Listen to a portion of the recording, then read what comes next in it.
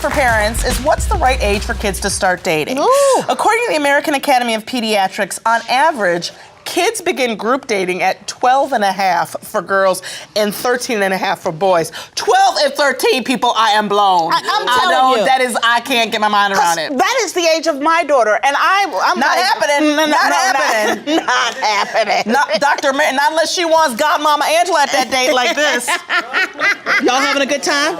Are you having a good time? And I'm on the other side being like, so what we doing? What we doing? I can tell you what we're not doing. I can tell you what we're not doing. What's not happening? Dr. Marion Dyess, president of Child and Family Services in West Palm Beach, Florida, works with families every day, and she's here with us via Skype. Dr. Marion, hi, thank you for being here. You're welcome. Dr. Marion, You're welcome. a lot of parents don't, like me, don't want to think about this, but, you know, when do you believe that teens are ready to date? You know, it really depends on what you call a date.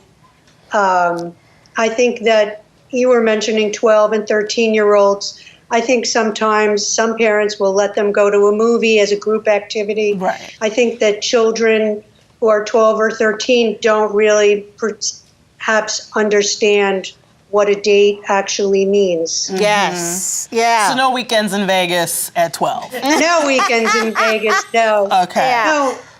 Well, here's the thing, you know, I would prefer my 12-year-old to come to me and ask to go on a group date as rather than keeping a secret, okay? Or saying or lying about where they want to go or going to a friend's house and then going to go do something else. So how do you keep your kid from keeping secrets from you? And what do you do when you find out? Yeah. Well, you know, that's something that starts very, very young. And that has to do very directly with the relationship you have with your child. I heard you say before that one of your daughters said, oh, is that a hard no? Yeah. Well, you've obviously successfully communicated to them that when it's a hard no, it's a hard no. Yeah. And when, you know, they know that no is no, it depends on the respect and the openness in the relationship between you and your child.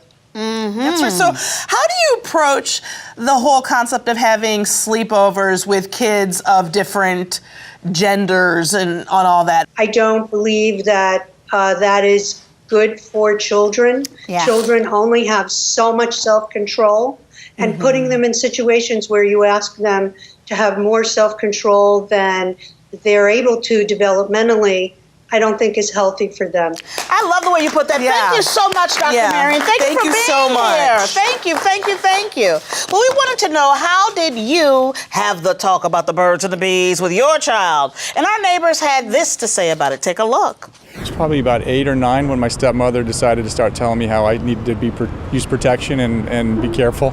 I was in 5th grade, so I want to say maybe 10, 11 years old when I found out about the birds and the bees. My mom used to sit me down.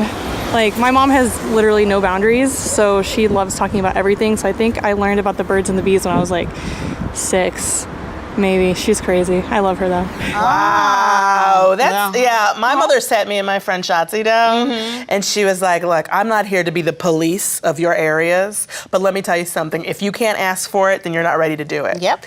And she was like, tell me right now what you think you might want in a relationship sexually. And we both went, she goes, so I guess you're not ready to do it. Yeah. And that did take care of it. I was like, does. if It I does. can't say it, I Yeah. can't do it. And I didn't. So it did help. And, you know, and we've tried to have an open conversation with Abigail, you know, since I would say... Oh my God, she so didn't want to have it. She really did not want to have that conversation. And still doesn't want to, but we get in there and I try to have that conversation as much as possible. That's right. So what is your parenting style? Share it with us. Hit us up on social media and let us know. Me Time with Frangela.